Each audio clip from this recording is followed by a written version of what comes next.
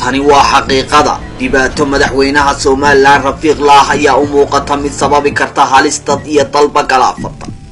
waxaa loo jeedaa dhawaaqyada dhiilada leh ee ka dhex yeedhaya jiha kastaba Soomaaliland intaynaan u gudbin sababaha keenaya iyo waxa madaxweynaha ku kalifaya habdhaqanada fahamkoodu muhiimka u yahay si bulshadu uga nabad galaan bal marka hore dadkii waa sidee maxaa ku habsaday xaggan u fiirso waa hooyooyin ilmaynaya ma askartii qaranka loo adeegsaday baa annaga dadilaya wayooyoy ma sidaasaad u dilaysaan ma caruurtiiyo maatidaad dilaysaan dhinacan kale eeg waa duqayti cataabaya 13 xukun ayaan haystaa kow فلين بدعي ويدا وحق ساعة حكومة واحد فلين ليلا أي بدعي ويدا هو ما يكون بدعي ويدا رشيد الله كنا عايزين الله ما لنا ما كم إذا مدحونا ما أنت تغير قانون أنا واحد من المدن ما حلي يحول ولا شيء يجي يقول لي بدو ما شغال ما كل شيء ولا حاجة مش عادي كل شيء ولا ما هي يقول لي يدخل وأنا قاعد شو بنتفرج وأنا قاعد dhankan kale baldugo waa sharcigii oo la laalay bal iyana u fiirso waa ciidamadii oo kuwii ay u adeegi lahaayeen loo adeegsaday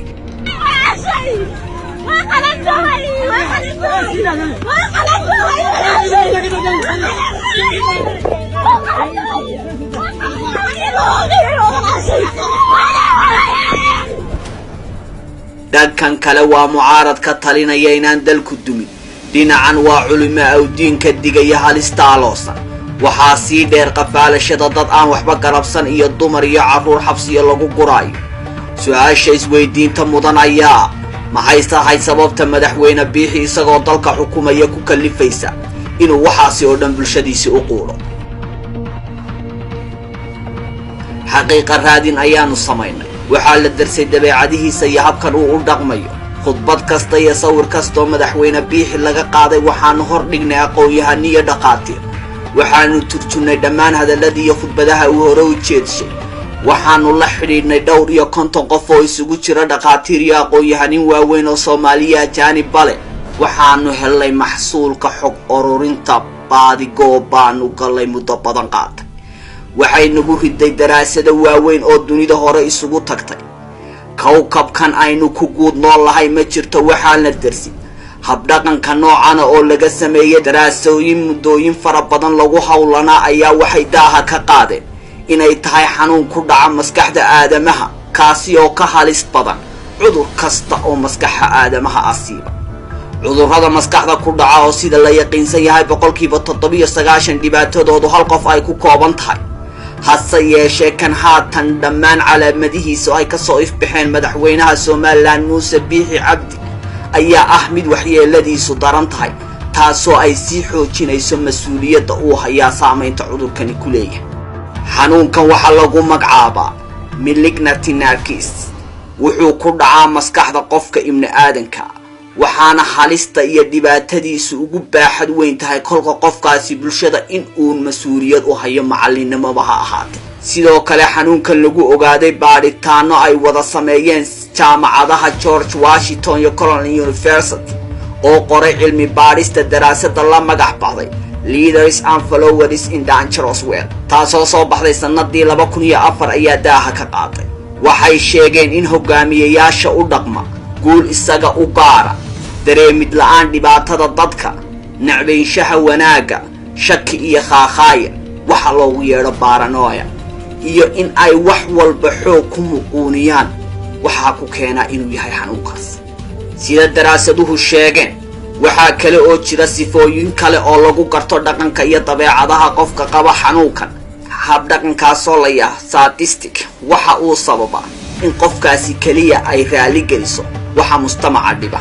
waxa qofkaas masiibadani haleesho raali gelinaya qaylada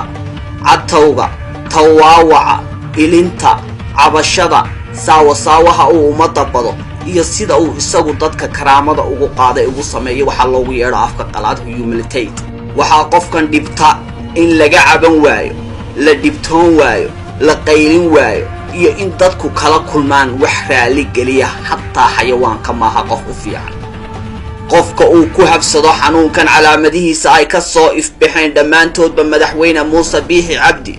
wuxuu dagaal ba'an la gaalaa cadaaladda, wuxuu burburiyaa wax kasta oo u sabab noqon kara in bulshadu dhib kaga baaqsato, isagoo u sii maraya mas-uuliyadda lagu aaminay. wuxuu la col yahay in khaladaadkiisa wax laga weydiiyo, wuxuu ka dheeraa dadka ehlu cilmiga iyo ehlu caqliga, wuxuu xushaa oo aad u ilaashadaa kuwa aadka ugu dhega nugul ee ka shaqeeya waxa raaligeliya oo oohinta iyo dadka dhibaatayntoodu ay kow ka tahay. waxaa kale oo jirta qayb kale oo iyana xanuunkan xidhiidh la leh oo ah waxa loogu yeedho egocentric. waa qof wax waliba keligii ka bilaabmaan keligiina ku dhammaadaan. cidda la talisa ee doonta inay saxdana wuxuu u aqoonsan yahay qofkani cadowgiisa koowaad. qofka lagu sallido xanuunkan bahalka ah waxaa kaloo si weyn loogu gartaa inaanay qofkaasi maalka adduunyada guud yaaloo dhammi aanu deeqi karin. hurdadu waa ku yar tahay, waxaanuu doonaa si uu hurdo u helo in loo soo ururiyo dhammaan dhawaaqyada iyo cabashooyinka agagaxale ee kasoo yeedhaya bulshadiisa. xanuunkan oo madax badan iyo shacabkoodii galaaftay, xataa kuwa shirkada maamulaya iyo shirkadahaasiba sahayday, ayaa xilligan madaxweyne biixi la maraya meel aad u xun. ficilada uu ku kacayo ee xanuunku sababay waxaa ka mid ah, daawade halkan bal u fiirso, waa neef geela. hashan wuxuu doonayaa madaxweynuhu inuu maalo, hase yeeshee si ay hashu u xanuunsato waa kan oo wuu qaniinayaa, inay dhibaatooto ayuu u qaniinayaa.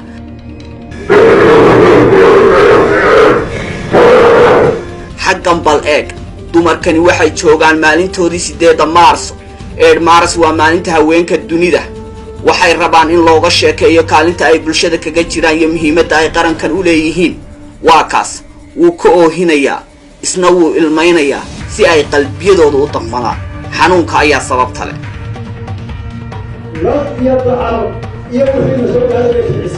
maantana olol horleh iyo dagaal baa la qabtay. waxaan u qaadanaa deklarashada fool inaan dagaal cad ku soo bandhigay Soomaaliya. dagaal baa la qabtay.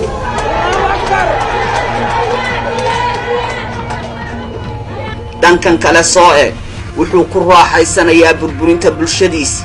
cabashadoodu waa badhaadhihiisa. guryahoodii ayuu xoog kaga qaadayaa, waa uu xidhxidhayaa si ay xanuun u dareemaan. sababtu waa cudurka haleelay madaxweynaha oo meeshii u darayd xilligan la maray.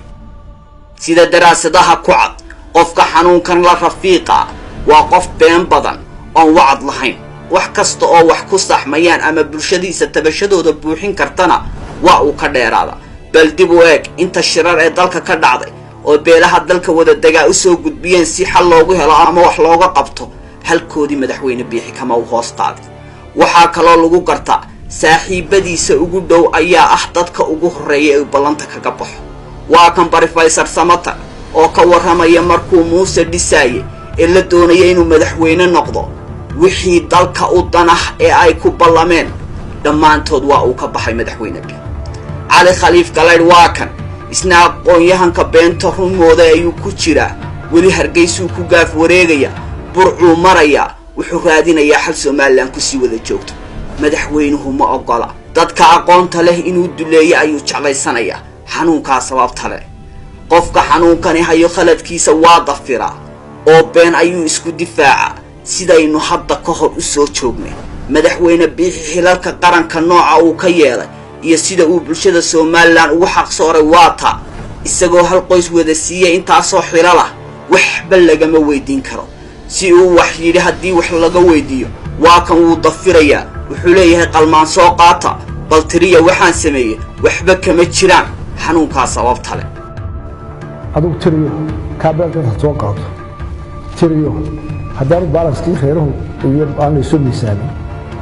dee waa horta faalaas haddii isu miisaamina tiraabada taalla meesha waa wax la yaqaano oo tirinayo. markaa la isku haysta beeruhu ma miisaano tirada. sida dhaqaatiirta iyo aqoon-yahanka xaqiiqa raadinta nala gashay oo qaarkood ajaanib yihiin saan hore u soo sheegnay, ay xaqiijiyeen kolkay daawadeen muuqaaladiisa, sawiradiisa fasireen, luuqadda jidhka aadamaha dad ku xeeldheer aan la kulannay, wuxuu kaloo mar kasta doonaa qofka xanuunkaasi haya inuu dadka cabsi geliyo muuqaalkani wuxuu ka mid yahay kuwaanu la wadaagnay dhakhaatiirta iyo dadka aqoonta u leh akhrinta luuqadda jidhka muuqaalkani waa maalin madaxweynuhu shir jaraa'id qabanayay waxaa ka qayb galay shirkaa jaraa'id 40 saxafi in ka badan sida kaaga muuqata luuqadda jidhkiisa waa kan uu qamuyeysanaya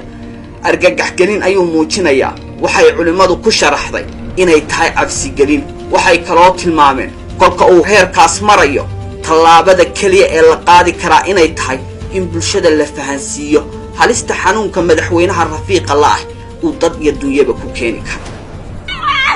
ما أصدرت قرك الله عليك سليم عنك تدليا